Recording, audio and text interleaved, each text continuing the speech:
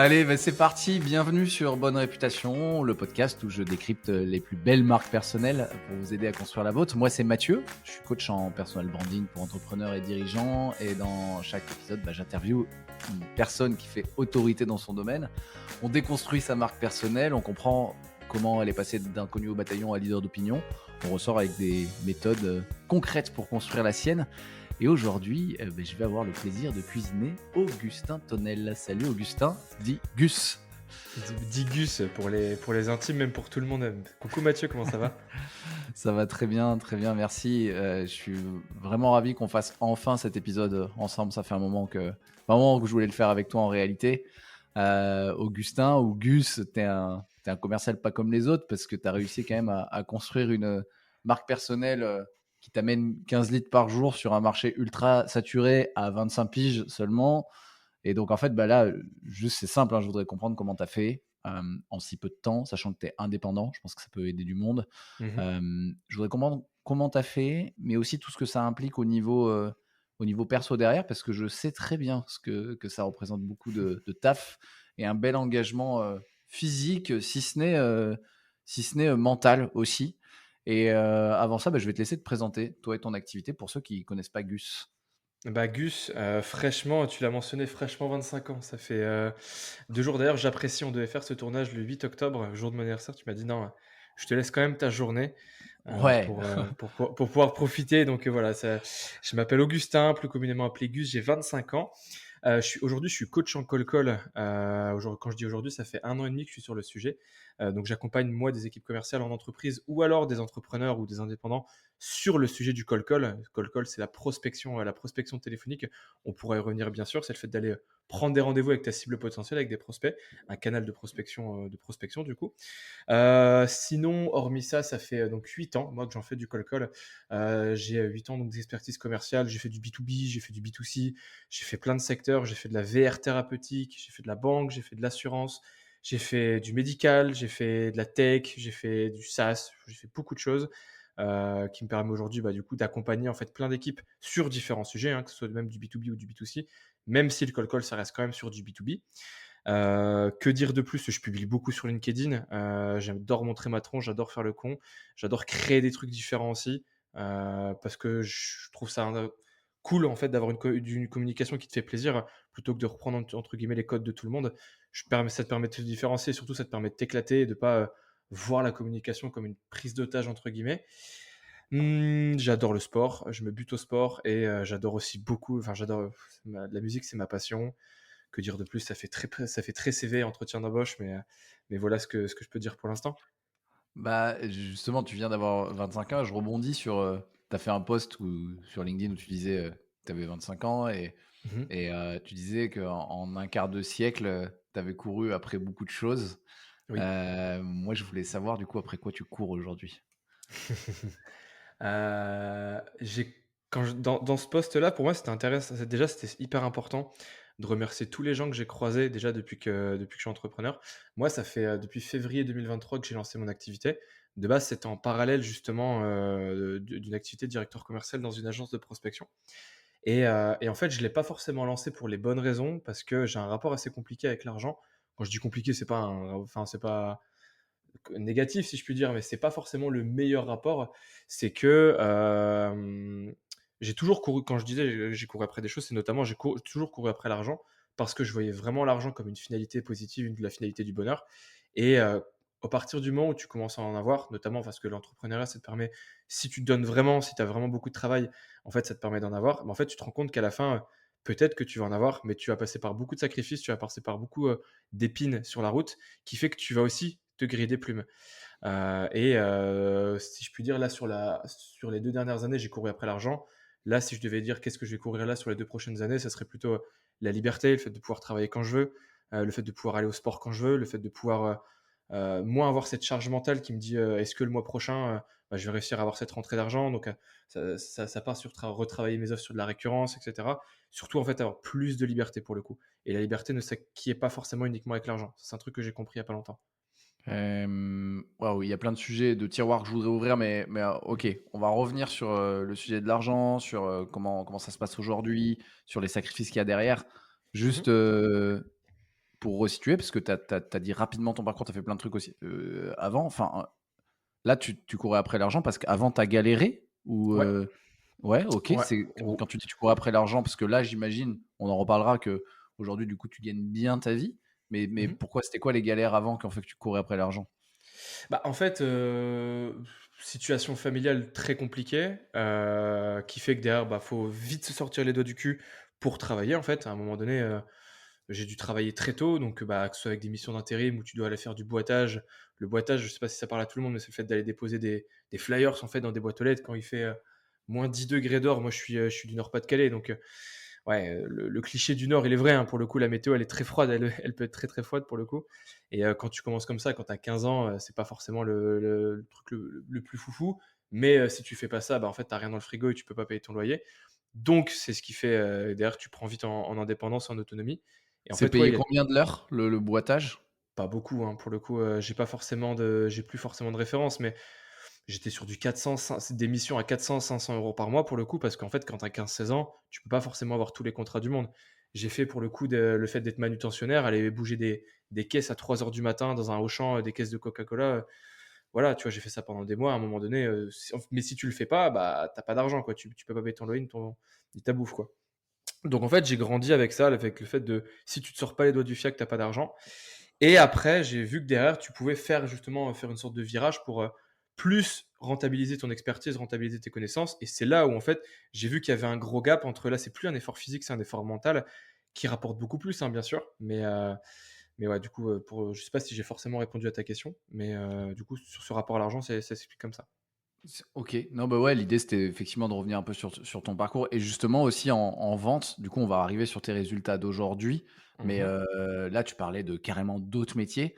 Mhm. En vente, au début, tu as galéré aussi? Enfin, tu as fait des boulots Ouais. de prospection? Enfin, c'est comment tu t'es lancé là-dedans? En fait, le 1 job de prospection que j'ai fait, c'était dans un grand nom d'assurance que je peux citer parce que je pense pas qu'il y aura de problème, c'est la MAF. Et en fait, sur cette partie-là, pendant 2 ans, c'était, vraiment un BDR qui prend des rendez-vous, du coup, pour l'agence. Donc là, on était sur du B2C forcément. B2C, c'est, du business pour des particuliers, pas du professionnel.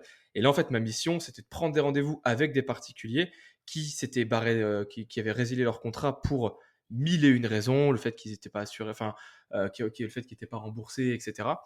Et en fait, moi, mon taf, c'était de les relancer pour les faire revenir en agence, pour Ouais. leur vendre quelque chose derrière. Donc c'est très compliqué, c'était pas facile. J'ai fait ça pendant 2 ans.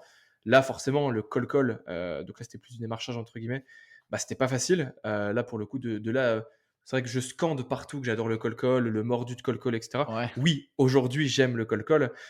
Au début, j'aimais pas du tout. Les 3-4 premières années, j'aimais pas du tout. C'était un truc qui me faisait vraiment grincer des dents. Donc j'ai fait ça pendant 2 ans. Et là, ensuite, derrière, j'ai encore switché dans l'assurance. Je sais pas pourquoi je me suis entêté dans l'assurance. Je sais pas, pour moi, ça allait rapporter, mais au final, c'est très compliqué comme secteur. Après, j'ai changé. Là, j'étais pareil, c'était exactement la même mission. Et après, j'ai encore changé. Et là, j'étais du coup dans la VR thérapeutique. Donc, la VR OK. thérapeutique, pour expliquer, en gros, c'est des casques de VR avec des logiciels, bien sûr, qui vient justement soigner, pas soigner totalement, bien sûr, mais des maladies telles que bah, Parkinson, Alzheimer, trisomie 21, D'accord. l'autisme, etc.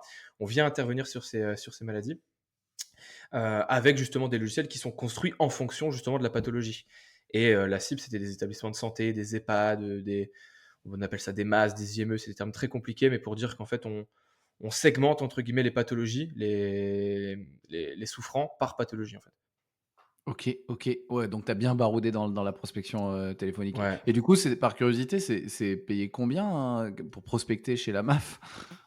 Bah, c'est pour le coup, en plus, j'étais en alternance à ce moment-là. J'étais sur la grille tarifaire d'un alternant, mais derrière, en fait, c'était du 9h-17h où tu fais des appels toute la Waouh! journée. Ouais, L'objectif, c'était OK. entre 100 et 150 appels par jour, en fait.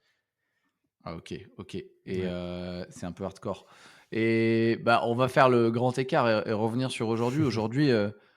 Aujourd'hui, bah, combien enfin, ouais, comment tu présentes tes missions? Ça coûte à peu près combien, tu vois? Si tu d'accord de le dire à peu près, tu peux donner une Mmh. fourchette Bien et sûr. et après on va basculer aussi sur tes résultats marketing, sur ta visibilité, sur tes leads. Mmh. Bah, en fait, aujourd'hui, je me suis vraiment concentré sur les équipes commerciales. Avant, j'ai souhaité faire un démarrage sur les coachings d'entrepreneurs. soit d'entrepreneurs, soit de commerciaux, des coachings one-to-one, pour vraiment déjà me forger, forger un peu, excuse-moi le terme, mais forger un peu la bite avec le métier de coach, parce qu'entre faire du call call, être bon à prendre des rendez-vous et coacher des gens, il y a un monde déjà. Et donc, je voulais déjà mettre un premier pied dans le coaching, dans l'accompagnement, sur déjà des coachings one-to-one avec une, deux, trois personnes. Et ensuite, c'est là où justement je me suis ouvert sur des équipes commerciales et même des promotions d'écoles de commerce, où là, tu as 20, 25, 30 étudiants. Ce qui fait que derrière, en fait, oui, parfois, c'est peut-être un peu moins payé, mais derrière, bah, la transmission, elle est beaucoup plus importante. C'est là où tu peux vraiment faire de la magie, surtout si tu choisis bien ton école, parce qu'il y a des écoles, oui, ton intervention elle va servir à rien. Il y a des écoles où vraiment, il y a un vrai avant-après. C'est vraiment ce que je recherche. Et donc, du coup, pendant 1 an, je me tâtonnais un petit peu sur est-ce que je reste sur ça. Je voulais tout faire. Je voulais faire du coaching indépendant. Je voulais faire des équipes commerciales, etc. Et là, ça fait vraiment 3 mois, même 5 mois, où je me focus à 300% sur le coaching d'équipe commerciale parce que ça me fait vraiment kiffer. Alors, oui, à certains moments, je fais des coachings d'école de commerce parce que ça aussi, ça m'apporte du kiff. Mais là, je dirais que c'est du 85%, 15% la répartition. Pour te donner un petit peu la manière dont moi je travaille, je crois pas sur les formations one shot. Toute qualité d'intervenant que tu peux avoir, il faut vraiment un suivi pour pouvoir mettre en place des bonnes habitudes, mettre en place des routines, quand tu fais du coaching, hein, pour moi. Et c'est pour ça que je prône l'accompagnement long terme, et c'est pour ça que très souvent, bah, je viens une demi-journée et après je viens déjà mettre une récurrence sur OK, on se revoit le mois prochain, on se revoit le mois d'après, et cetera. Et en moyenne, je suis entre 1000 à 1005 la demi-journée. J'ai aucun problème pour communiquer mes tarifs parce que, enfin, je sais que derrière, il y a une vraie plus-value quand tu te pointes.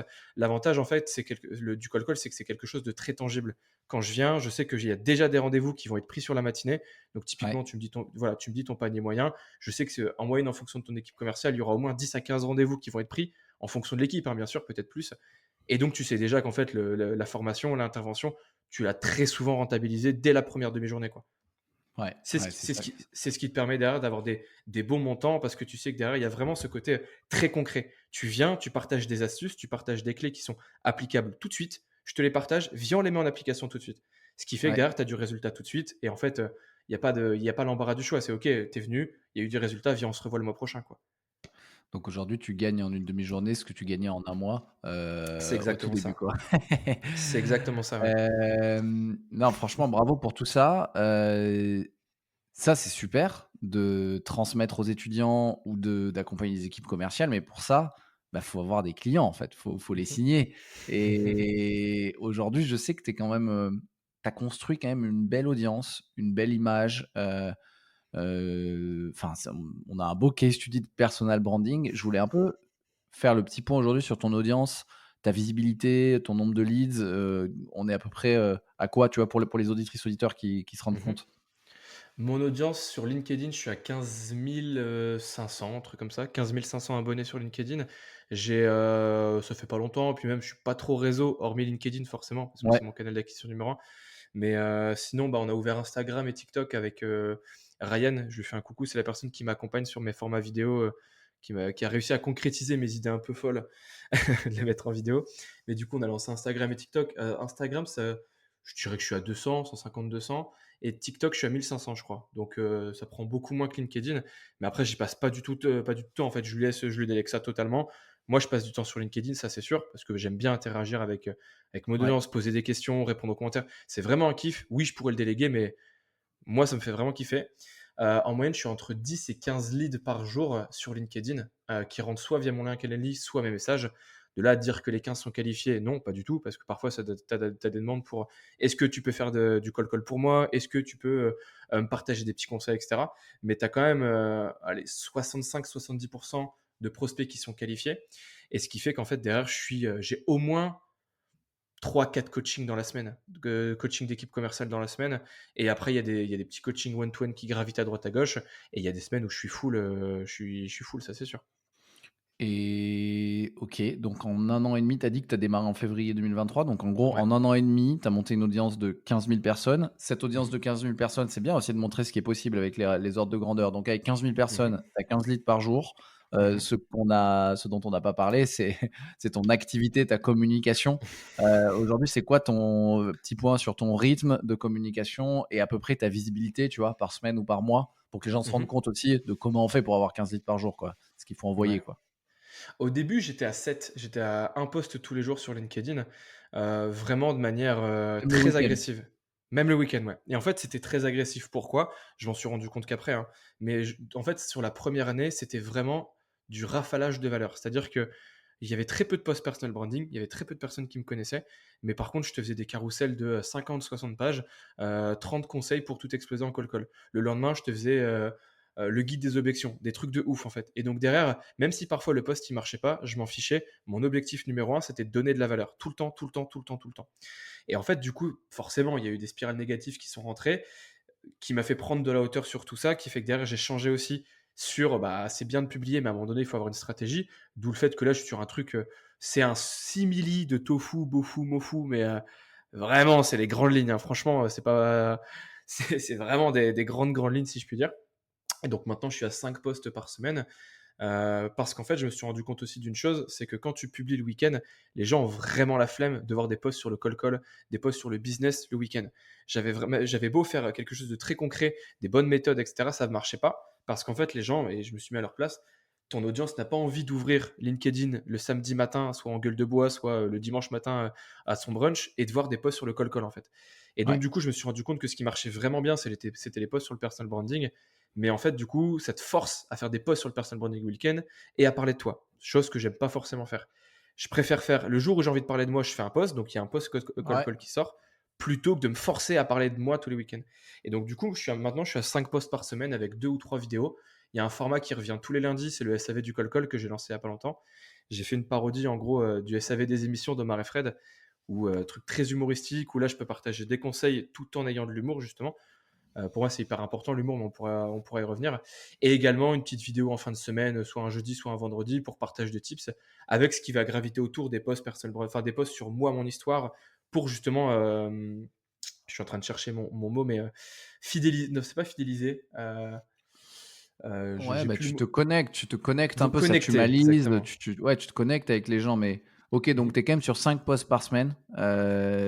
5 posts par semaine, tu as quand même dans ces posts-là, tu as des posts effectivement plutôt, tu parlais de tofu, mofu, bofu, on pourra en reparler après, mais Mhm. en gros tu as des posts qui parlent plutôt de toi, de ton histoire, qui permettent de Mhm. t'humaniser, de te connecter avec les gens, et tu as des posts plus experts qui donnent plein de méthodos, plein de tips. Mhm. Et tu fais des formats photos, des formats vidéo, donc tu joues aussi pas mal avec les formats. Euh, c'est avant de te demander combien de temps ça te prend tout ça. Aujourd'hui, ça te rapporte combien de visibilité pour croiser un peu la visibilité avec le nombre de leads, tu vois? Mhm. Quand tu parles de visibilité, tu parles d'impression, c'est ça? Ouais, c'est ça à peu près. Impression ou Ouais. visite de profil. Moi, d'ailleurs, j'aime bien dire sur LinkedIn, les gens Mhm. parlent beaucoup d'impression, mais j'ai remarqué en ayant accompagné quand même une cinquantaine de personnes que il y avait jamais vraiment une corrélation directe entre les impressions et le nombre de leads. Par contre, il y a une Mhm. corrélation mathématique entre le nombre de visites de profil et le nombre Je d'opportunités. suis d'accord. Dans le sens où, en fait, si de la visibilité amène des gens sur ton profil, ça veut dire qu'à un moment, ils sont intéressés. Et souvent, c'est quand même le profil, une étape quasi obligatoire, un peu naturelle de la personne qui va te checker avant soit de t'envoyer un message, soit prendre un rendez-vous. Donc, Mhm. c'est plutôt ça, moi, que je regarde en KPIs avec mes clients, en fait. Ouais, je suis d'accord parce que typiquement, pour donner un cas, à une époque, je matraquais limite deux trois fois par semaine de mèmes. Je sais pas, enfin, je pense que ça te parle le Ouais. mème, mais en gros, c'est un format très humoristique ou qui vient forcément de Twitter, d'Instagram, etc. Qui, de par ma génération aussi, hein, enfin, limite, on communique tout le temps par ça avec des gifs. Et en fait, parfois, j'étais sur des semaines à 500, 600, 700 impressions parce que c'est quelque chose qui est très viral. Un mème, typiquement, j'avais fait un sur, j'avais débloqué, j'en avais fait un sur Homer Simpson. Je peux te le ressortir, mais il avait fait quoi? Il avait fait 400 000 impressions, 500 000 Ah ouais. impressions sur un seul post, tu vois.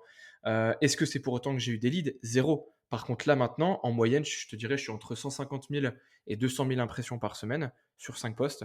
Depuis que j'ai lancé le format vidéo, en moyenne, avant, j'étais à 2005, 3000 vues de profil, donc visites de profil. Et là, je suis en direct live, là, je suis sur mon profil et je suis à 4245 vues de profil, en gros. OK et ça, OK, donc tu es à 200 000 impressions par semaine, c'est quand même balèze, hein, en 5 Mhm. posts. Ça veut dire que tu fais des posts qui ont une belle portée, Mhm. les 4 000 et quelques, je crois que c'est par semaine ou c'est tous les 90 derniers jours? Si on rentre dans la data.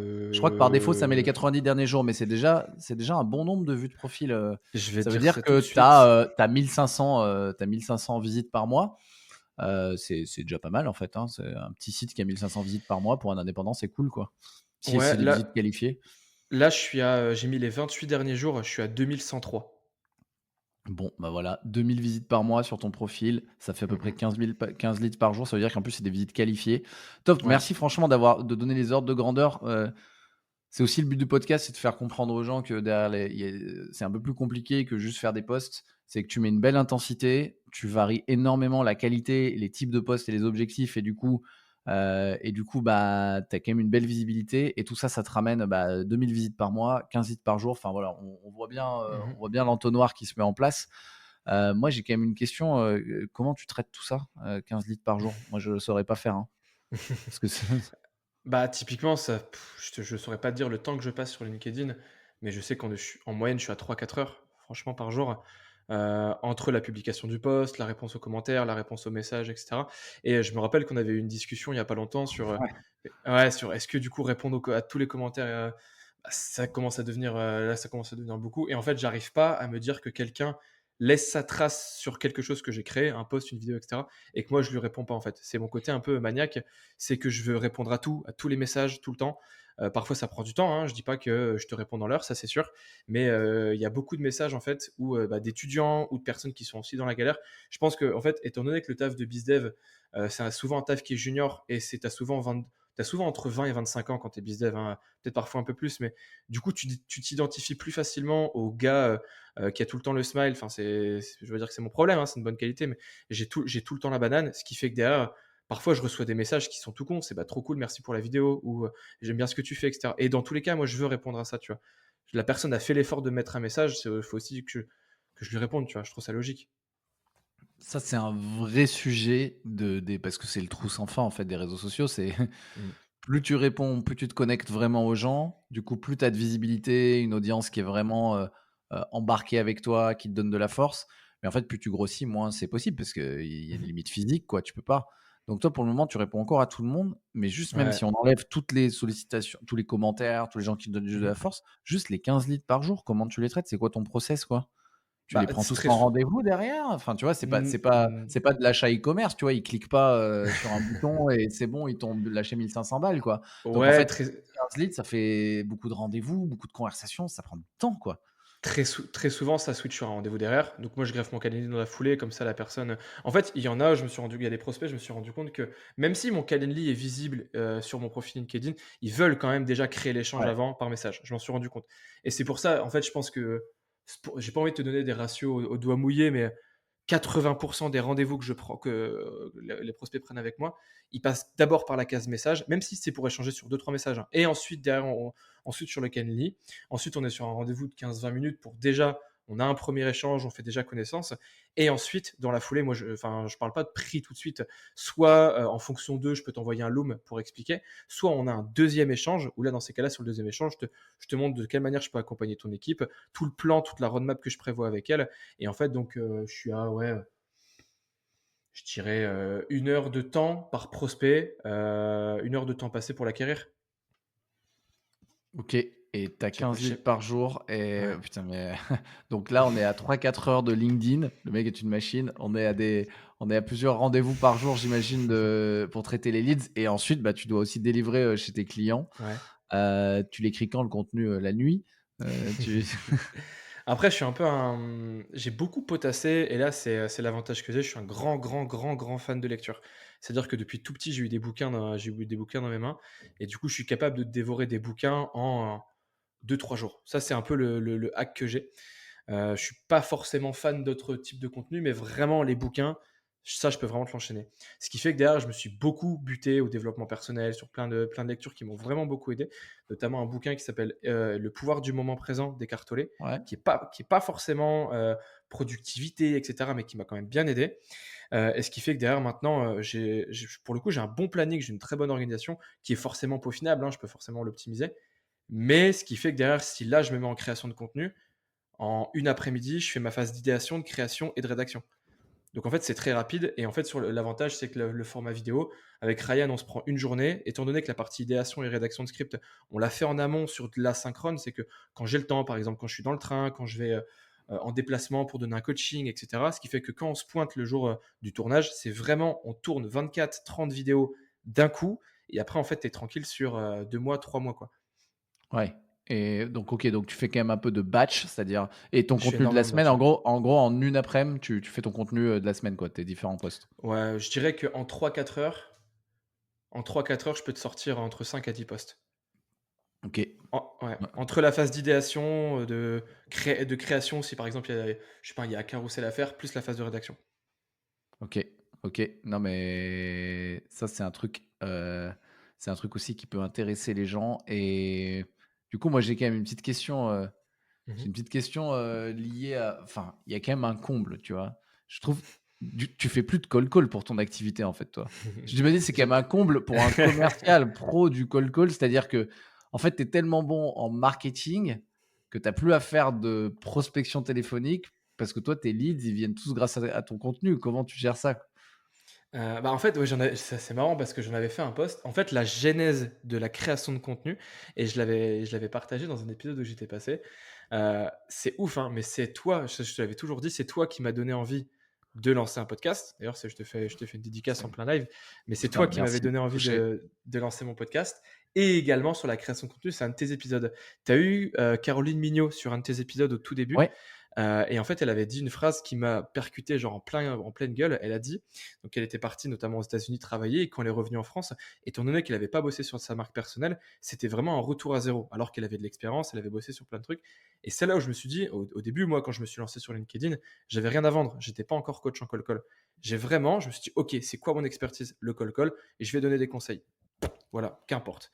Et du coup, au début, il y avait rien. Après, il y a eu des messages. Hello Augustin, j'ai vu que bah, tu avais l'air de rouler ta bosse sur le call call. Est-ce que tu peux prendre 1 heure? Forcément, je te rémunère, mais tu peux m'aider. Et c'est là, en fait, que ça a eu un effet boule de neige. J'ai d'abord voulu partager des conseils, j'ai d'abord voulu partager sur un sujet. Et ensuite, il y a eu mille et une opportunités qui se sont lancées derrière.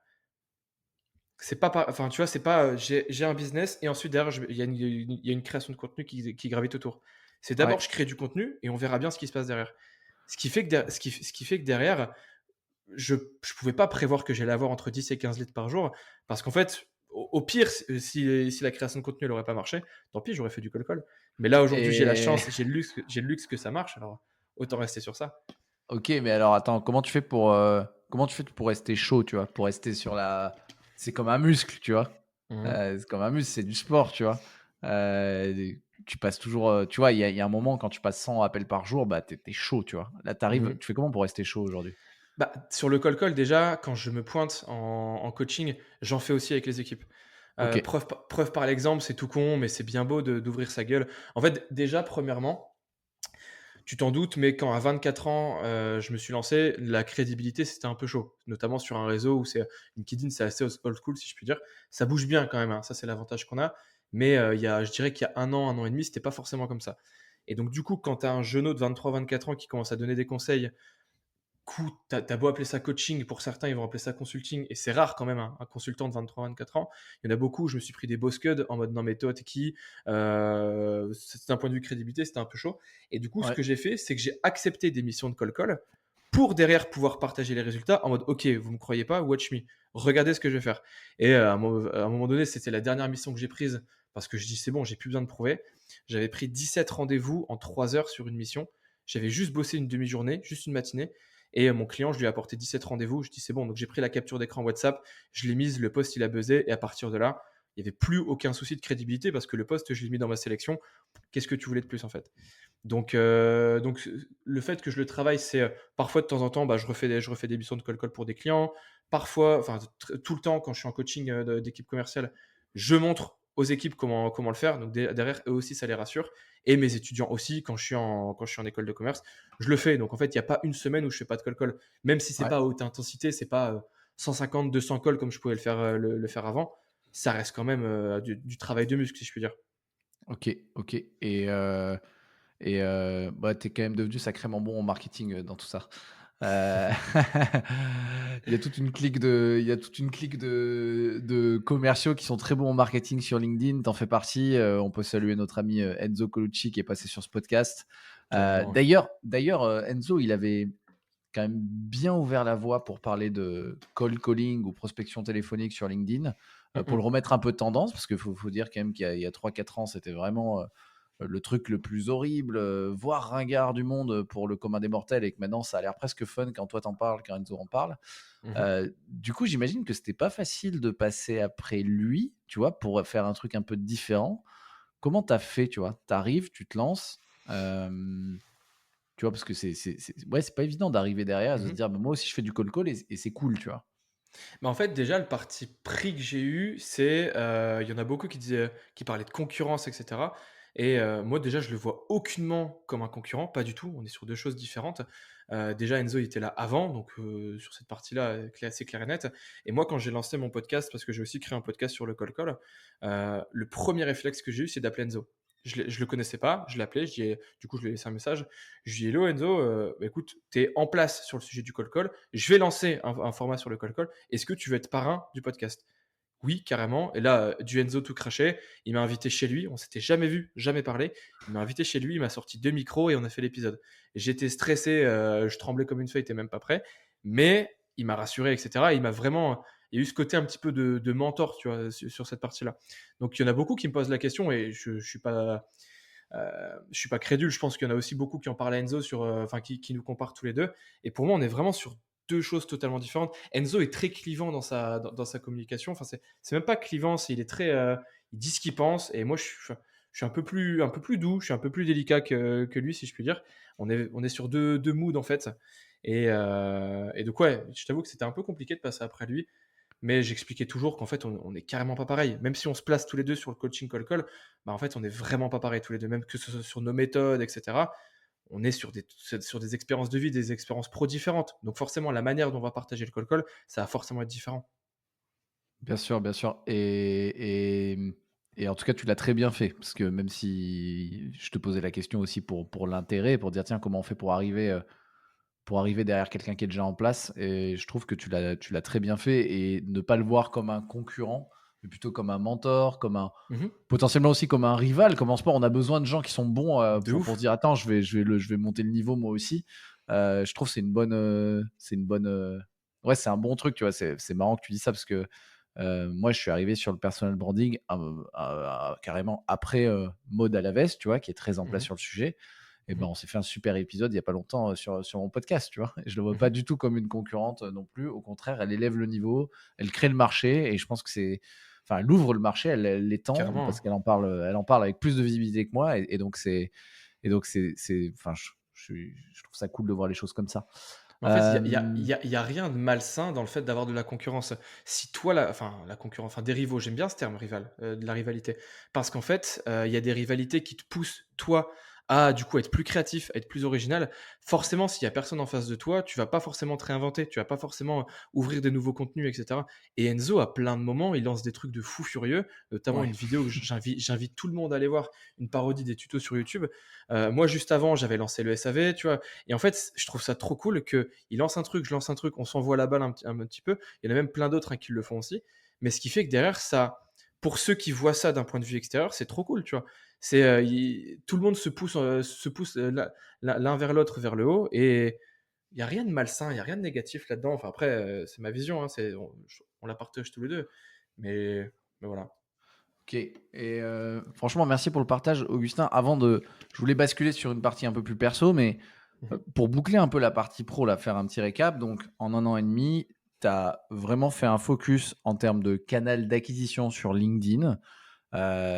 Tu es allé quand même assez fort puisque tu as fait, 1 post par jour, donc on parle vraiment de même le week-end, donc des semaines de 7 jours pendant un moment. Là, tu es toujours à 5 par semaine. Mmh. Ça fait 200 000 de visibilité par semaine.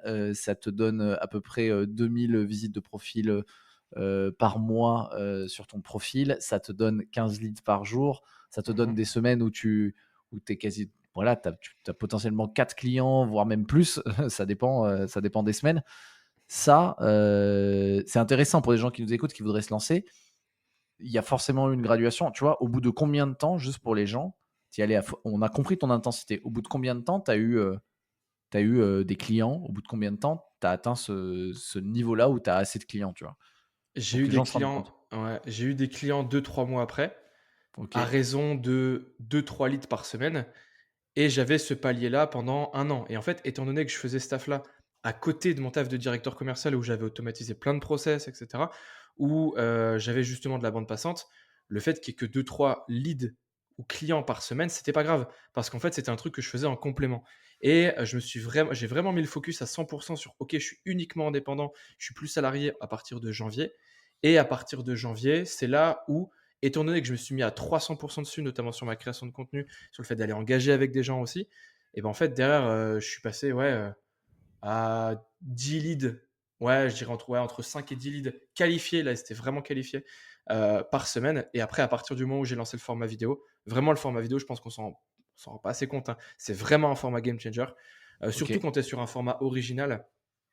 En fait, si tu prends ton post et que tu le mets juste en forme en vidéo, déjà c'est bien. C'est un premier pas et je trouve ça cool. Moi j'ai commencé par ça déjà. J'étais en plus dans mon salon, hein, tu sais, j'ai pris une perche TikTok à Ouais. 40 balles. J'ai juste mis mon téléphone et je reprenais un post qui avait bien marché. Je le mettais justement en forme parce qu'entre le lire et entre te l'expliquer de vive voix, c'est pas pareil. Ça marchait bien. Enfin, du coup, ça marchait même mieux qu'un post classique. Et après, je me suis dit, ok, je suis à l'aise avec la caméra, je suis à l'aise maintenant avec le format vidéo. Maintenant, je veux quelque chose d'original, je veux un format signature où quand on voit ce format-là, on me reconnaît. Pas quelque chose de commun, vraiment un format à moi. Et en fait, la première émission à laquelle j'ai pensé quand j'ai vu un téléphone rouge, c'était le SAV des émissions. Tu as vraiment soit Omar, soit Fred qui décroche, SAV des émissions bonjour. Et vraiment, c'est un format qui a bercé mon enfance. Et donc, du coup, c'est là où j'ai fait la rencontre de Ryan, où j'ai dit, j'ai une idée, enfin, j'ai plein d'idées, mais notamment une qu'on pourrait utiliser. C'est celle-ci, SAV du call-call. Est-ce qu'on pourrait l'utiliser? On a brainstormé, on en a parlé, on a réfléchi, on a réfléchi le truc et tout.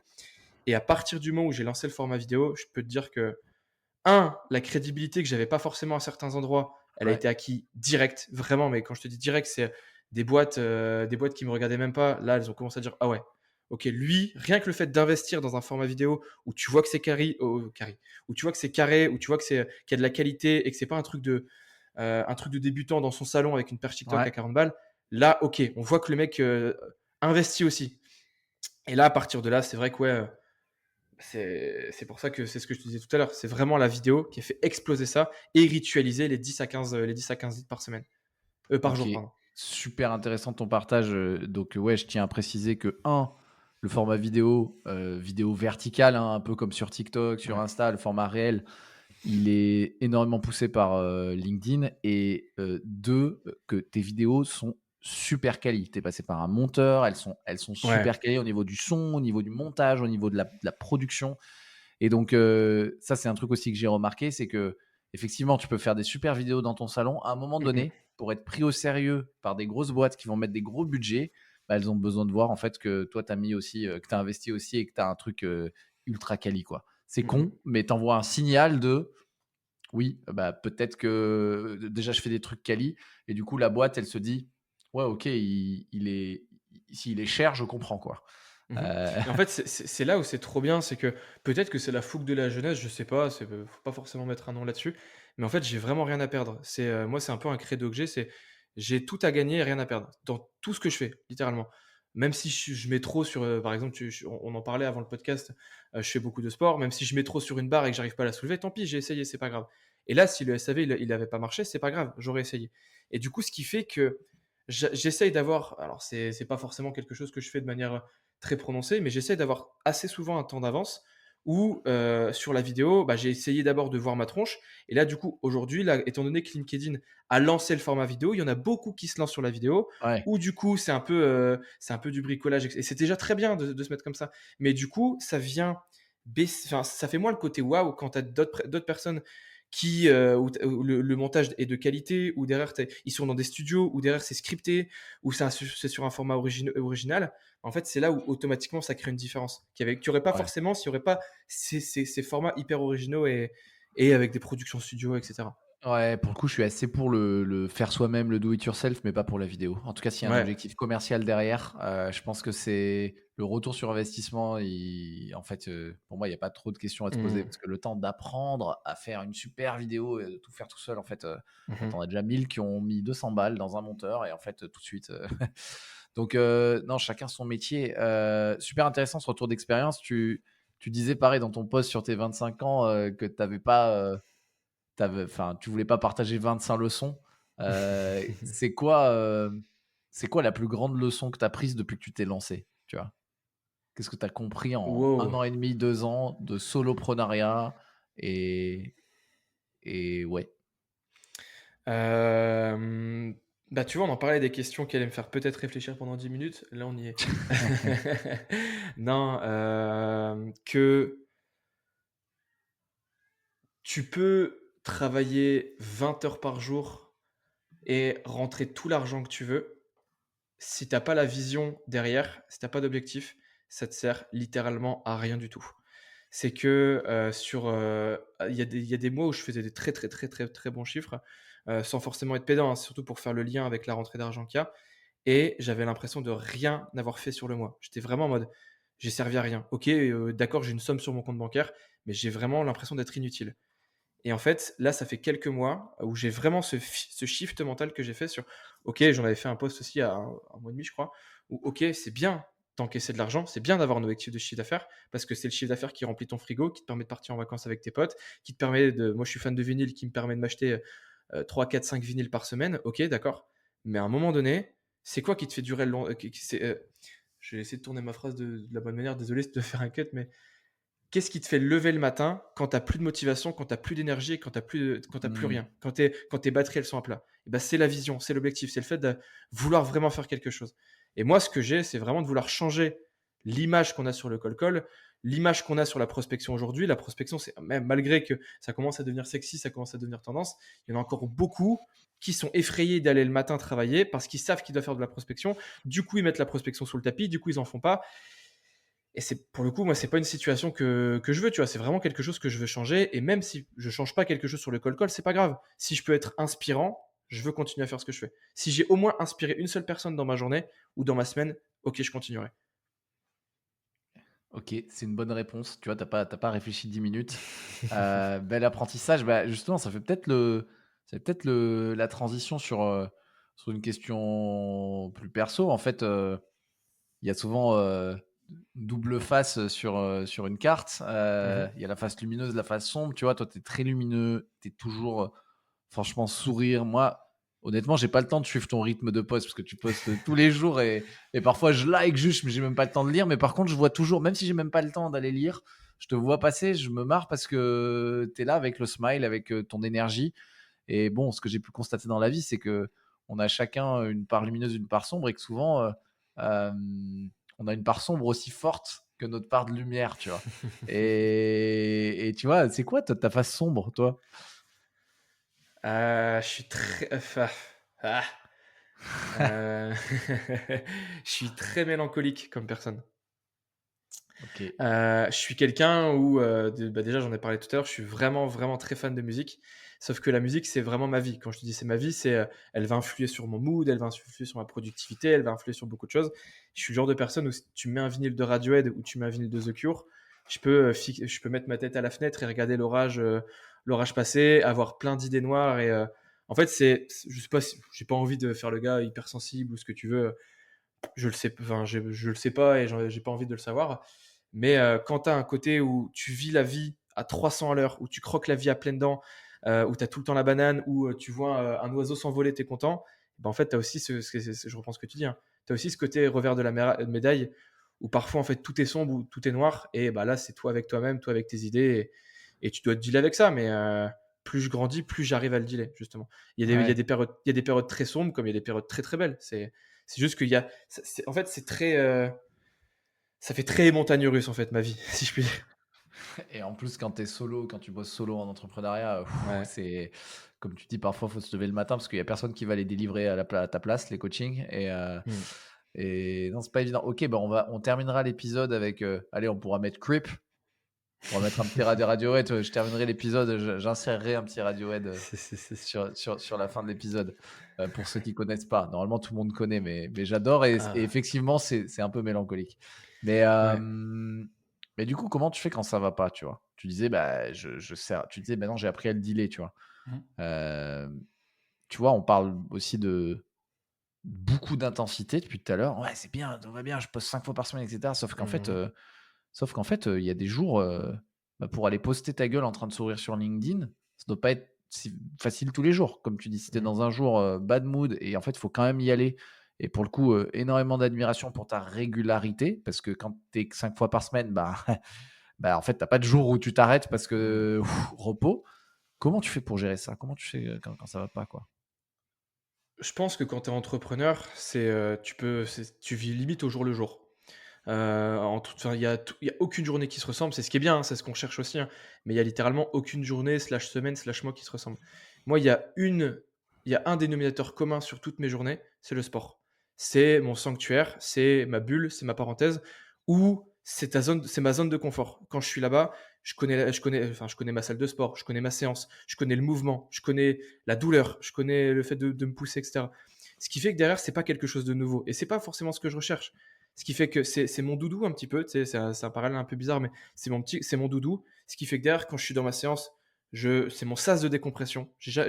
Aujourd'hui, j'ai pas encore trouvé d'autres métaphores. C'est vraiment un sas de décompression où tu lâches tout. Tu lâches tes idées noires, tu lâches tes idées, tu lâches ton anxiété, tu lâches le fait que peut-être que oui, le mois prochain, il y a rien qui va rentrer. Alors, j'ai la chance que c'est pas encore arrivé, mais tu as quand même cette pensée en toi, hein. Tu te C'est dis, sûr, c'est sûr.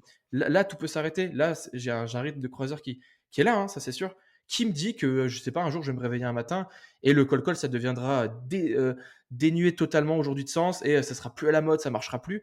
Je vais devoir bouger, bien sûr, mais peut-être que le mois prochain, j'aurai plus rien. Et donc, du coup, c'est vraiment ce sas de décompression qui me permet de, ok, je souffle.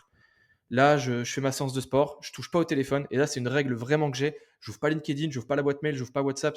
J'en vois beaucoup à la salle, hein, qui sont sur le téléphone, etc. C'est pas un souci de concentration, c'est vraiment un souci de discipline où pendant 1h30, 2 heures, je touche pas au téléphone, je me donne à 300%, ce qui fait que derrière, je sais que pendant les 24 prochaines heures entre mes deux séances, je sais que là, ok, il peut se passer plein de choses. Je sais que dans le jour d'après, j'aurai mon sas de décompression, j'aurai mon côté doudou, etc. Je te rejoins tellement sur ce sas de décompression, de sport quotidien. Moi, c'est par la course, j'ai besoin de sortir. Ouais. J'entends du tout à la salle. Moi, la salle, je ne peux pas, Mhm. j'arrive pas à l'intérieur, mais c'est un truc qui me tente de compléter la course par un peu de crossfit. Mais je suis complètement d'accord. Moi, c'est entre midi et 2, enfin, à midi, je pars courir, tu vois? Et Ouais. souvent, ça me régénère d'ailleurs pour la deuxième partie de la journée. Je fais pas de Ouais. sport, si je fais pas de sport au milieu de la journée, l'après-midi, je peux être un peu entamé, quoi. Alors que là, j'ai l'impression de démarrer une nouvelle journée. Mais Et en fait, la course, là où je te rejoins à 300, c'est l'endorphine, elle est totalement différente. C'est-à-dire que quand tu fais une séance de sport, de muscu, c'est très dans la douleur. Tu vas vraiment chercher, parfois tu vas chercher l'hypertrophie, quand tu fais de la force, tu vas te chercher toi dans ton niveau d'intensité, et cetera. Mais ce sur quoi je te rejoins, c'est que quand ça va pas, quand, je suis au bord des larmes, quand je suis vraiment pas bien, il y a énormément d'anxiété, tu mets tes pompes, tu tapes le sprint de ta vie jusqu'à ce que tes poumons, ils brûlent et que tu aies les larmes aux yeux.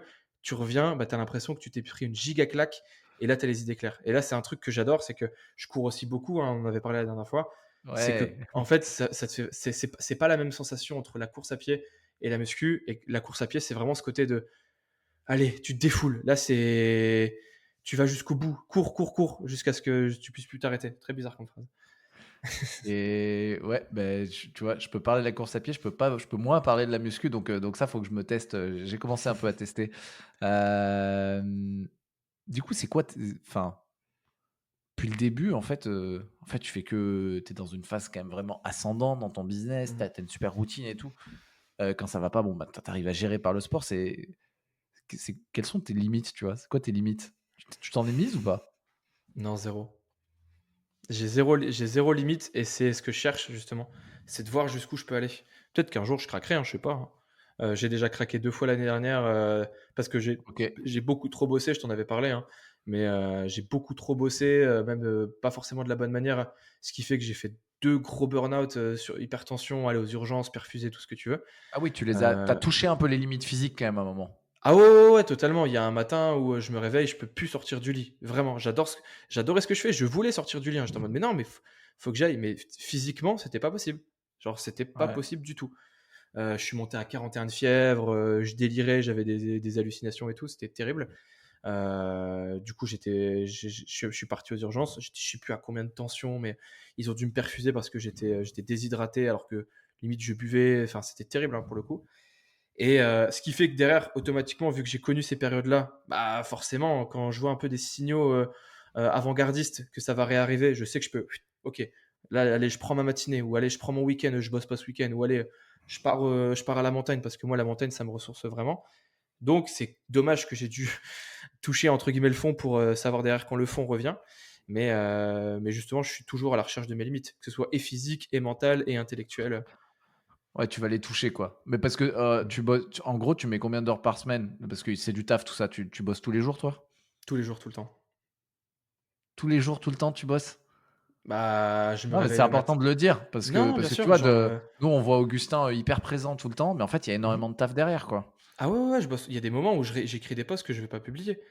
Ça, c'est sûr. C'est que tout à l'heure, quand je te disais que je bloque une après-midi et je rédige plein de posts, parfois il y a des posts que je jette à la poubelle. Il y a des moments où je crée des trucs où finalement je le fais pas. Ouais. Mais ouais, je me réveille le matin. Enfin, s'il faut donner la routine, c'est 7h, 7h30, c'est le moment où je me réveille. Ça va être hyper cliché ce que je vais te dire, mais oui, je prends une douche froide le matin. Mais moi aussi, mec. Ah, c'est ouf, C'est ça, et franchement, c'est ouf. je ne peux que vanter les bienfaits de on parlait d'endorphine tout à l'heure, même Mm. d'adrénaline, je ne peux que vanter les bienfaits du froid. De ouf. Et après de 7h30 à, souvent c'est 22h30, 23h30, je bosse. Avec, 1 heure pour manger le midi, et 2 heures de séance dans la journée. Mais et tu fais ça le samedi et le dimanche aussi? Très souvent, ouais, ouais. J'essaie de temps en temps non, hein, je vais pas te mentir, je vais pas dire que c'est tout le temps comme ça, mais allez 3 week-ends sur 4 je bosse. OK, attention auditrices, auditeurs, l'abus de travail est dangereux pour la santé. Ne faites pas comme, le super-héros Augustin. Mais, d'où vient ta force, en fait? Parce que Je crois que là je crois que on parle de physique là. Là, c'est physique, tu vois? je crois que je suis mort de faim. Je suis vraiment, vraiment, vraiment mort de faim. Genre j'ai vraiment envie d'avoir tout. Quand je dis d'avoir tout, c'est, pas forcément que de l'argent, hein. C'est j'ai envie d'être le meilleur tout le temps, j'ai cette niaque, j'ai cette hargne tout le temps. Je sais même pas comment je l'ai eu, hein, heureusement qu'elle est là, hein. Mais, je suis vraiment, vraiment mort de faim. Moi la Tu un prochain objectif à partager, tu vois? Soit sur le call, soit en sport, tu sais, tu te fixes forcément des mmh, objectifs concrets, tu vois? ouais, ouais, de ouf. Pour le sport, le squat, c'est une barre à 210 kilos. Là, en fait, comme j'ai bien poncé le sujet enfin, j'ai bien poncé. J'ai fait de la course beaucoup cette année, où j'ai fait notamment 2 semis, un 10 kilomètres et cetera, où j'ai vu que ça va, le cardio, je l'avais. J'ai fait 1h35, 1h39 sur un autre. J'étais content parce que je pèse 90 kilogrammes aujourd'hui, donc ça va, c'est cool, tu vois, quand tu fais Ouais, ces ça va perfs-là. vite. Là, du coup, je repars sur un cycle, donc du coup, là, c'est de passer des belles barres, d'avoir un corps solide, un corps fort, parce que je trouve ça cool. Donc d'un point de vue sportif, c'est ça. Heu, Objectif aussi de réussir à garder le rythme, 8 heures de sommeil, bien manger, une diète irréprochable. Pour moi, c'est hyper important ça aussi, tous ces à côté. Je pourrais pas avoir ce rythme-là si je mangeais de la merde, si je dormais pas 8 heures par nuit. C'est hyper important, hein, c'est trop souvent sous-estimé, mais c'est hyper important. Et d'un point de vue business, l'objectif que j'ai d'accompagner 1000 commerciaux avant la fin d'année. Là, typiquement, j'ai passé les 500, bientôt les 600. Donc là, c'est d'accompagner les 1000 commerciaux. Et d'un point de vue chiffre d'affaires, même si je ne l'ai pas forcément, être à 30 000 euros par mois, en moyenne, j'aimerais bien. Balèze, balèze. Mmh mh. Tout seul, c'est des beaux objectifs, c'est concret et il y en a, ils veulent accompagner 1000 personnes, c'est l'objectif de leur boîte dans la vie. Toi, c'est en un an. Ça, c'est la version, Augustin, quoi En fait, à et partir du moment où je me fixe un objectif, je divise par 3 le temps à laquelle je vais me fixer. Tu te dis: «Bah, vas-y, dans 3 semaines, il faut que tu aies fait ça». Vas-y, bah, tu le fais la semaine prochaine. c'est OK, OK, je comprends pourquoi à ce petit jeu-là, tu finis par taffer tous les jours. Hem, c'est cool, que tu partages ça parce qu'il y a beaucoup de gens qui disent, enfin qui se vantent un peu en disant: «Non, non, mais moi je bosse tant, 2 heures par jour» et cetera. Mmh En mh. fait, j'ai remarqué que beaucoup, ils ont pas la même appellation de ce qu'est le travail, en fait. Par exemple, ça, il y en a et pour eux, écrire de la com, écrire des posts LinkedIn, en fait, mais non, c'est pas du travail. Bah si, en fait, c'est un Ouais. truc qui contribue à du travail. Donc en fait, c'est important de le dire aussi et c'est quoi Après enfin ouais, vas-y, tu vas-y, tu vas-y. tu vois, moi, il y a un truc que j'ai et que je lâcherai jamais, c'est la discipline. Là, typiquement, j'étais fêter mon anniversaire avec des potes. Donc là, c'était du coup mardi pour mes 25 ans. J'espère que tu as pris quelques bières quand même, Augustin. Oui, alors j'ai pas pris des bières, j'ai pris un sacré bon pinard, une très bonne bouteille. J'ai pris également 1 kilo de viande, Gueuleton, je sais pas si vous connaissez la franchise. Carrément. Mais ouais, j'ai pris 1 kilo de viande avec une bouteille de pinard. Après, derrière, on est sorti dans un pub irlandais, on a fait la fête. Et Ah, tu après, dû super derrière, bien dormir. bah non, parce qu'après, je suis rentré, et étant donné que le post LinkedIn, il était pas fait le lendemain, et bah, il faut faire le post LinkedIn, tu vois. Donc, il Ah était, je sais pas, ouais. il était mis, tu peux demander à mon pote en plus, il était bloqué parce que lui, il était venu à l'appart pour dormir chez moi. Parce que bah, il allait pas reprendre la route. Et lui, il se pose, il commence à se mettre dans le lit. Moi, il me voit ouvrir l'ordi, je rédige mon post LinkedIn à minuit et demi, 1 heure. Et le lendemain, on s'est réveillé, il était quoi? Il était 6h30, 7h, quoi. Donc, Euh, s'il y a un plan qui doit être fait, je fais le plan, qu'importe ce qui tu doit le se passer. fais. Tu le fais. Ouais. Rassure-moi quand même, t'es un être humain normal. Après 1 kilo de viande et du pinard, t'as pas pu bien dormir, c'est pas possible. Je t'assure que si. T'as pas pu être frais comme un gardon le lendemain matin, quoi. C'est Bah, pas possible, quoi. je t'assure que si. Le lendemain, à 8h, j'étais à la Rocket School de Lille pour former une promo de 20 étudiants sur le col-col. Cet homme est un robot. Vas-y, attends. A 300, 800. Vas-y, il y a un code, non? Il y a un code pour débloquer Augustin ou pas? Les gars, Gus, c'est un robot en fait. Non, t'es pas un robot parce que tu as des émotions, tu l'as dit tout à l'heure. J'ai beaucoup Et d'émotions. du coup, c'est quoi? Ok, il y avait la peur qui est un peu commune à tous les entrepreneurs ou solopreneurs, c'est si ça s'arrête, tout s'arrêtait. C'est quoi ta plus grande peur en vrai? Par rapport au business ou en général? Ah, on peut dire les deux, on peut dire les deux. Les deux. Ma plus grande peur, c'est trop bizarre, hein, ce que je veux dire, c'est de faire une année moins bonne que l'année précédente. Ok, Que ce soit dans tous les sens, pas forcément que business, hein, même d'un point de vue sportif, ouais. d'un point de vue personnel, c'est de faire une année moins bonne que la précédente. Je veux toujours être en ascension constante. C'est peut-être quelque chose de négatif et de malsain, hein, mais j'ai cette peur-là, ouais. Et ok, donc c'est là le concile, le pro et le perso d'un côté. C'est Et ça. ta plus grosse connerie depuis que tu t'es lancé? Ah, depuis que je me suis lancé, ok. Ouais, C'est dur. ouais, Ouais. il y en a, à part s'il y en a une autre qui est vraiment qui illustre vraiment le truc, quoi. Bah, elle va illustrer aussi un autre truc, donc c'est cool aussi. Ma plus grosse connerie, c'est de ne pas savoir dire non. Ouais, Que ce soit et dans le pro et dans le perso, c'est de ne pas savoir dire non. Ce qui fait que derrière, tu prends du retard de ouf. Ce qui fait que derrière, tu te crames des ailes de ouf. Et ce qui fait que derrière, tu peux pas délivrer autant de personnes de la même manière parce que tu as dit oui à trop de monde. ouais, Donc, tu vois, c'est aussi cette partie-là, c'est que parfois, oui, j'ai 15 leads qui vont rentrer par jour. Je vais pas dire oui à tout le monde. Si je suis pas, et tu vois, c'est là où j'ai pas envie de passer pour un connard en disant ça, hein, mais quand tu as 15 leads par jour, ça te met aussi dans le mood où t'es pas obligé de prendre tout le monde. Tu peux vraiment prendre ceux avec qui tu as envie de bosser ou ceux tu sens vraiment qu'il y aura un côté game changer. Il y a des boîtes que j'ai refusées parce que soit j'étais vraiment pas à l'aise avec la manière dont ils m'ont approché, soit je suis vraiment pas à l'aise avec ce qu'ils proposent, leur proposition de valeur. Je trouve niveau valeur, justement, je trouve ça un peu touchy, donc j'y vais pas. Et c'est là où justement, euh, entre avoir 5 litres par jour où je suis obligé de dire oui à tout le monde et en avoir 15 où je peux me permettre de refuser, et ben, je vais mettre toutes les actions pour justement être dans ce luxe-là et me réveiller chaque matin et me regarder dans le miroir en mode ok, tout ce que j'ai fait, toutes les actions que j'ai faites, je suis au clair à 300% et je peux en parler tu me donnes un micro, je peux en parler à n'importe qui. Je suis fier d'elle, tu vois. mmh. C'est quoi le meilleur conseil, que tu aies reçu? C'est allez, pareil, depuis que tu t'es lancé, quoi. Celui qui a eu Mhm. le plus d'impact sur toi, pour passer de 0 à Mhm. 30 000 € de chiffre d'affaires par mois? Bah, justement, c'est pas un conseil, c'est un livre qui a vraiment bouleversé ma vie et que j'ai lu quand j'étais justement en Asie. C'est ce que je te parlais tout à l'heure, le pouvoir du moment présent. Parce que je courais après beaucoup de choses, ça reprend sur le post que j'avais fait. Je courais après énormément, énormément, énormément de choses sans Ouais. profiter. Genre là, typiquement, je suis avec toi, je passe un super moment, on discute de plein de sujets.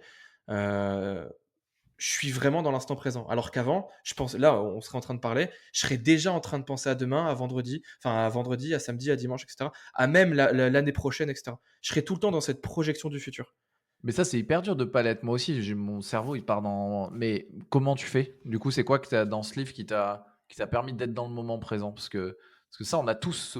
Mmh. enfin, on a tous ce problème, plus ou moins. Il y a des gens qui ont vraiment des pensées en arborescence et tout, mais il y a quand même avec les. Enfin, tu vois, on est tous les deux sur LinkedIn, etc. Les réseaux sociaux, c'est un aspirateur à temps. Moi, parfois, je me surprends. J'y vais pour checker un truc d'un client. Vraiment, Mmh. j'y vais avec une idée Mmh. en tête. 10 minutes après, je me dis, oh putain, parfois je ferme le truc. Je dis, putain, merde, j'ai même pas checké le truc que je J'ai devais même pas fait checker. ce que je devais Je me faire. suis Ouais, je me suis fait aspirer. Alors que, ouais. putain, hein. Donc, comment tu fais, tu vois, pour être dans le moment présent? C'est de vivre déjà la phrase dans ce livre, alors il y en a beaucoup, hein, mais s'il y en a une, c'est le fait que c'est bien d'avoir des objectifs futurs, mais si tu profites pas du présent, c'est quoi l'intérêt d'avoir des objectifs futurs? Ouais. C'est quoi l'intérêt de mettre ta projection dans le futur si même le présent tu le profites pas? C'est-à-dire que le jour où, je sais pas, là tu penses à samedi et tu penses à dimanche, et bah, du coup le jour où samedi et dimanche vont arriver, tu vas même pas les apprécier parce que tu penseras à lundi et à mardi et cetera, et c'est là où tu rentres dans un cercle vicieux où tu profites de rien, tu te mets des objectifs tout le temps et tu apprécies pas ce que tu as. Et moi, c'est un truc que je dis tout le temps sur LinkedIn, c'est le coup d'œil dans le rétro. Regarde ce que tu as fait pour, un, être fier et pour regarder ce que tu fais maintenant. Et OK. Et comment tu fais pour gérer 3-4 heures de LinkedIn par jour et rester focus dans le moment présent? Moi, il y a un truc qui m'épuise, c'est pas la Mmh mh. création de contenu, c'est le fait Mmh. d'être sur les réseaux. Tu sais, j'ai l'impression que le temps s'accélère, qu'en fait, Ouais. je me vide. Tu sais, ça met des shots de dopamine, hein, forcément, et qu'en fait, mon stock de dopamine, en tout cas, il se vide là-dedans. Tu vois, c'est comme un trou Mmh. noir. Et j'ai vachement de mal ensuite à. Bah, du coup, là, je sors du moment présent. Hop, t'es aspiré dans la dopamine des Mmh. réseaux, etc. Et bah, ça me fait sortir du moment présent. Deux, plus j'y vais, plus ensuite j'ai l'impression d'être vidé. Tu sais, cette impression de dire, bah, en fait, j'ai servi à rien aujourd'hui, quoi. Mmh. Et comment C'est tu c'est le gères fait ça? d'avoir Parce que c'est beaucoup, tu vois. Comment tu gères ça? c'est le fait d'avoir des checkpoints. C'est-à-dire que le matin, quand mon post LinkedIn il sort, je sais qu'avant mon post LinkedIn, je vais faire un tour sur les copains parce que je sais à peu près à quelle heure ils publient. Donc, objectif numéro un, checkpoint numéro un, aller sur les posts des copains. Donc là, il n'y a pas de feed, hein. Là, j'ai ma liste justement des créateurs que j'aime bien, notamment tu es dedans, OK. hein, je te fais un petit coucou. Ah, Mais toi, c'est je sais sympa. que, mais toi, je sais que tu publies souvent le soir. Donc parfois, euh, ouais, je le sais. Ah, tu le Et ce sais, qui, ah, ça me touche, ça me touche. Moi, j'arrive en ouais, retard sur tous les posts parce que je me pointe trop tard et non, du coup, non, c'est le raz-de-marée est déjà passé, quoi. bah, tu pas en retard parce que regarde, tu as mis un post ce soir et j'étais dans les premiers parce que j'ai 2 phases. J'ai la phase du matin où je passe voir les copains, où je mets entre 10 et 15 commentaires avant mon post pour leur donner de la force. OK. Ensuite, donc 1er checkpoint, c'est fait, souvent il est 8 heures. 8 heures, mon post arrive. Là, à ce moment-là, je bouge pas de mon post, je réponds à mon post, à mes Ouais. commentaires. Comme ça, j'ai donné de la force aux copains et en plus, je réponds à mes commentaires. Ensuite, je me casse. Il est 8h30, c'est bon. Là, c'est bon, j'arrête. Je j'ouvre plus LinkedIn. Je refais peut-être une passe le midi pour répondre aux commentaires et aller peut-être 5 minutes de feed, mais vraiment 5 minutes de feed grand max. Je mets un timer. Et ensuite, le soir, c'est exactement pareil. Je retourne sur un peu de feed 5 à 10 minutes pour voir s'il y a pas, j'ai pas loupé des trucs. Et je réponds aux commentaires. Basta, c'est tout. OK, donc tu as Très... quand même 1 heure le matin, c'est ton gros truc de la Ouais, force aux copains et ton poste et ouais. ensuite, 2 fois quelques Et minutes, les quoi. messages, bah, j'ai oublié les messages et les messages aussi. Enfin, forcément que les messages, ça va rentrer le matin et ça va rentrer le soir. C'est là où du coup ça allonge et ça fait 3-4 heures de Ouais, LinkedIn par jour. Parce que du ouais, coup, je suis à peut-être 1 heure le matin, 1 heure le midi, peut-être un peu moins. Et ouais, 1 heure le soir. Et du coup, forcément, peut-être que parfois c'est pas 1 heure, c'est 1h15, 1h20.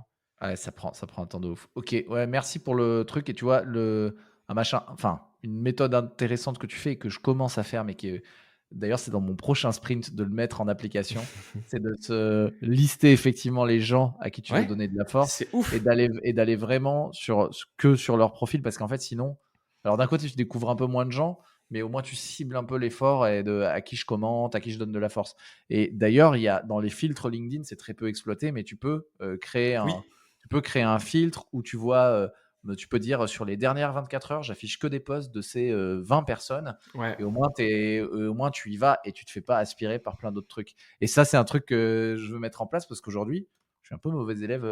J'avoue que je suis un peu mauvais élève. Je donne de la force au hasard, mais du coup, je pense que c'est ni bien pour les autres ni bien pour moi parce que c'est un aspirateur à temps. Merci pour tous ces précieux conseils. Est-ce qu'il y a une question que je t'ai pas posée parce que le temps file Mmh, je ne et que pense tu aurais aimé pas. que je te pose? Enfin, tu vois, Non, j'ai bien aimé les questions que tu m'as posées justement. C'était très cool comme échange. il y a plein de questions que je t'ai pas posées en réalité, mais ça marche. Comment comment on fait pour te joindre et devenir un lead supplémentaire pour toi? Bah, déjà, on peut me joindre sans devenir un lead. Moi, j'adore échanger avec les gens. Ouais. Voilà, on pourrait vraiment ce serait pas forcément pas forcément parler de moi. J'adore parler, j'adore échanger, avoir des débats toute la nuit en regardant les étoiles, c'est vraiment ma came. Sur LinkedIn, c'est un peu moins possible, hein, tu vois là que je suis en train de tergiverser, mais bah, vous m'écrivez sur LinkedIn. Sur Instagram et sur TikTok, je répondrai moins parce que c'est pas forcément moi qui le gère. Mais sur LinkedIn, ça c'est sûr. Ou alors, bah, la salle de sport, si vous me voyez pas sous une barre, ou avec des haltères, entre 2-3 reps, vous pouvez venir me voir, c'est avec grand plaisir. La salle de sport à Lille, du coup. Ouais, OK, OK. Bon, bah, c'est trop ça. cool. Donc, c'est vraiment LinkedIn pour te contacter, pour bosser avec Ouais, toi. En gros, c'est quand même LinkedIn et la messagerie LinkedIn. pour le coup, c'est vraiment Euh, LinkedIn, soit le Calendly qu'il y a dans ma description, enfin qu'il y a en dessous de ma photo de profil et en dessous de ma tronche, soit ouais, un message. Dans tous les cas, je réponds pas forcément dans la journée parce que bah, j'en ai beaucoup, mais je réponds automatiquement dans la semaine, ça c'est sûr. OK, OK. Génial. Bah, écoute, j'espère que j'ai tout dit. Toi, comment tu t'es senti? Très bien. Et toi, comment Petit tu t'es senti? débrief, hein. Ouais, ça continue de tourner. Je me suis senti content, frustré de pas pouvoir te poser plus de questions parce que je pourrais partir et ouvrir plein de sujets, mais je pense un peu à mon podcast, à la ligne éditoriale, aux auditrices, Bien auditeurs qui sûr. sont peut-être toujours là. Et je me dis que, et je me dis que quand même, garder un truc un peu condensé, même si ça fait 1 heure qu'on tourne, c'est bien. Donc ouais, non, trop content d'échanger avec toi. En réalité, je me dis, putain, j'aimerais ouvrir tellement de sujets, mais je sais qu'on se reverra et qu'il y aura l'espace pour ça, quoi. Bien sûr. Me suis senti bien et je me suis senti impressionné aussi de ton rythme de taf, en fait. Tu vois, moi, je te vois tous les jours Mmh. je te vois via LinkedIn, tu vois, via ce personal branding de Augustin qui sourit, Augustin qui est là. Et en fait, franchement, je sais qu'il y a du taf, mais j'imaginais pas qu'il y en avait autant, tu vois. Je me posais la question, en fait, ouais, je me posais la question de comment il fait pour à la fois délivrer pour ses clients, et je sais que bah, tu les enchaînes, et être autant présent. Et bah, la réponse, c'est juste qu'il y a énormément de taf, quoi. Il y a beaucoup de rigueur. Donc, Je vis pour mon boulot, mon boulot, c'est ma vie, mais c'est pas forcément quelque chose de malsain. Aujourd'hui, il y a l'année dernière, c'était vraiment malsain. Il m'a fallu cette année de crash test où je me pète les dents sur plein de trucs, où je me retrouve aux urgences, bref, qui là, aujourd'hui, je sais que je vais peut-être même bosser plus que l'année dernière, mais je vais mieux bosser. Je vais bosser quand j'ai envie de bosser, je vais bosser sur des trucs que j'ai envie de bosser et je vais bosser avec des gens avec qui j'ai envie de bosser. bah, ouais, c'est le meilleur, c'est le combo gagnant, hein. Mmh. Non, ça marche. Et toi, débrief, ça va? Enfin, comment tu t'es senti? Trop bien, moi je suis Bon, super trop content, cool. c'était trop cool.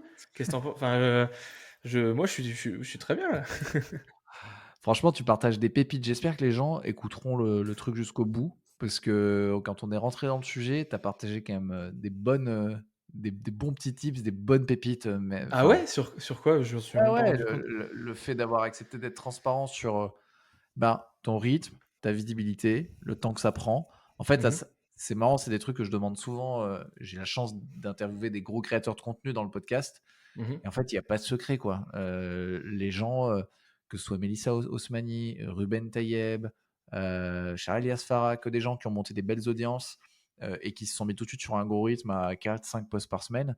En gros, ils me partagent tous que, ils ont eu leurs premiers leads, entre 2 et 3 mois, leurs premiers clients entre 3 et 4 mois, et Mmh mh. qu'il y a pas de secret, tu vois? Il y a pas de secret, Mmh. et qu'ensuite ça prend du temps. Je sais que certains partagent aussi le fait que bah, ça leur prend des heures de répondre aux commentaires. Enfin voilà, il n'y a pas juste les posts. Quand tu dis 3-4 heures par jour, ça me choque pas. Donc ça permet aux gens, c'est cool parce que ça permet de se dire, ok, en fait, c'est ça le taf qu'il faut mettre pour arriver à 200 000 vues par semaine, 2000 visites de profil par mois, 15 litres par jour, 30 000 euros de chiffre d'affaires par mois. Mais en fait, peut-être que, et c'est ça qui est bien aussi, quelqu'un qui se lance va se dire, mais en fait, moi, ça me va très bien de faire un peu moins, Mmh mh. et donc je vais y arriver en faisant moins, tu vois. Mais c'est bien de donner tous les ordres de grandeur, parce que si tu dis juste, c'est ça, c'est là où c'est top, les pépites que tu partages. Si tu dis juste, je fais 30 000 balles par mois de CA, On en voit fait, pas toute la ouais, phase immergée de l'iceberg en fait. on est bien emmerdé, en fait, parce qu'on se dit, c'est super, on va se comparer, mais en fait, on voit pas que tu te lèves à 7 heures du mat, que même le soir de ton anniversaire, tu le fais, ton poste, tu rates pas un rendez-vous, et Mmh mh. que tu parlais de crédibilité, de confiance. moi, ce qui ressort de tout ça, c'est que je pense que la crédibilité, oui, elle vient peut-être de tes super vidéos, euh, mais en fait, la crédibilité et la confiance, ça vient aussi du fait que le gars, il est là au rendez-vous tous les jours, tu vois. Quelqu'un qui est Mhm. là au rendez-vous tous les jours à parler de son sujet avec le smile, au bout d'un an, tu te dis, ouais, je pense qu'il est quand même un peu calé, tu vois. Je pense que c'était pas juste un touriste qui faisait ça pour se faire mousser, Ouais. quoi. Et donc, c'est un peu ça qui ressort aussi, quoi. C'est voilà. Non, et j'ai adoré aussi les parallèles entre sport et avec le sport. Moi, c'est des trucs que Bah j'aime bien, ouais, que tu j'explore. savais que j'allais en parler. Tu savais que j'allais en parler forcément, Ouais, mais c'est une vraie bulle. C'est une vraie. C'est limite, en fait, toute la journée, tu perds en énergie. Et limite, et là, c'est très compliqué à expliquer, hein, mais c'est mes séances qui me redonnent de l'énergie. Pourtant, moi, c'est pareil. c'est des séances physiques, hein, mais vraiment, je serais cramé en 3 semaines si j'ai plus de sport là aujourd'hui dans mes semaines. C'est Mais sûr et mec, certain. tu sais que, alors, on fait pas les mêmes séances. Moi, je fais pas de la muscu, plutôt de la course, mais parfois c'est du fractionné, etc. Ouais. Mais moi, parfois, je me dis, mais ma plus grande peur, c'est je sais pas, d'avoir un accident invalidant qui fait que je peux plus faire de sport. Parce que là, je me De dis, mais ouf. c'est fini. Moi, c'est fini. Ah, Je deviens complètement taré, hein, si je fais plus ouais. si je fais plus de sport. Enfin, en gros, mon monde professionnel s'écroule si je fais plus de sport. Et je pense que même Mm. en perso, je deviens invivable. Et Bah, et puis tu vois, il y a un truc que tu m'as posé la question tout à l'heure, comment tu fais? Bah, en fait, c'est le rythme qui entraîne le rythme, qui entraîne le ouais. rythme. C'est que quand tu bosses 1 heure par jour, le lendemain, quand tu bosses 2 heures, tu es en mode: «Ouh là, j'ai bossé le double». Le sur Ouh. Non, mais tu vois ce que je veux dire? Pourtant, tu as bossé que 2 heures, mais tu sens la différence par rapport à la veille. Et en fait, du coup, forcément, quand tu t'arrêtes d'un coup, que ce soit dans le sport ou dans le boulot, quand la reprise, elle est forcément difficile. Mais moi, enfin, là, je bosse vraiment littéralement tout le temps. Je vais pas faire le mec. Ouais, je suis fatigué, mais du coup, c'est normal d'être fatigué le soir. Il y en a qui bossent 2 heures par jour, ils sont fatigués le soir aussi, tu vois. T'as la fatigue de la journée. Je suis plus fatigué que les autres, mais dans tous les cas, la nuit, elle est là pour me revigorer. Donc, je suis content de dormir. En fait, c'est si t'es content, je pense que c'est ça aussi. C'est comme t'aimes ce que tu fais, en tout cas, t'as l'air d'aimer ce que tu fais. Ouais, Finalement, en fait, le faire 15 heures par jour, et ben ça le fait, tu vois. c'est ça. Parce que ça peut être très fatigant de faire 2 heures par jour un truc que tu détestes, en fait, hein. Ouais, Et, je préfère largement faire 15 heures un truc que j'adore. Et je suis sûr que je m'arrêterai parce que c'est juste, j'ai plus d'énergie. Par contre, quand tu t'arrêtes au bout de 2 heures sur un truc que t'aimes pas, ce qui fait que t'arrêtes, c'est que t'as plus de motivation, c'est pas pareil. ouais. Et c'est. Ah, tiens, il y a un pouce là qui s'est mis. C'est Ouais, toi qui as fait ça? ouais, je peux faire ça, je peux faire des pouces. Si tu veux, je peux même faire ça si tu veux. Attends, fais voir, et là, ça va le mettre? Attends, faut bien que je le fasse, parce qu'il galère à chaque fois. Ah, Mais ouais, c'est ça fait énorme. des. Ah oui, ça met des petits cœurs. T'as vu. Attends, Et ça après, met je peux des- faire ça, et là, il va faire un truc de ouf. Bon, c'est super pour les auditrices auditeurs qui eux ne voient pas l'écran, mais Augustin fait des trucs de ouf, quoi. Et bah franchement, merci à toutes, merci à tous d'avoir écouté jusqu'ici. Pour celles et ceux qui sont encore là, c'est la fin de cet épisode. Qu'est-ce que je peux dire? Si vous souhaitez creuser seul le sujet du personal branding, bah abonnez-vous à ma newsletter, le carnet de Mathieu. C'est 2 fois par mois. Il n'y a pas de pub, c'est que du concret. Le lien est dans la description de l'épisode. On l'a dit tout à l'heure, mais on le redit, si vous voulez bosser avec Augustin, Gus, suivez-le sur LinkedIn, bombardez-le de messages, il adore ça, il a vraiment plein de temps dans ses journées. Et voilà, si vous avez besoin d'accompagnement en sales, allez le voir. Si vous avez besoin d'accompagnement sur le personal branding, sur la com, venez me voir. J'ai accompagné une 50aine d'entrepreneurs à se positionner, créer leur ligne éditoriale et ensuite écrire des posts LinkedIn qui engagent au service de leur business. Et enfin, bah, je prends aussi tous les retours sur cet épisode. Moi aussi, c'est sur LinkedIn que je réponds le plus. Venez me parler sur LinkedIn, je serais ravi. Et normalement, là, j'ai dû lancer une petite version de Radiohead pour rendre Augustin mélancolique et peut-être vous aussi. En tout cas, j'adore ce groupe. Voilà, salut, ciao. Bye bye. What the hell am I doing here?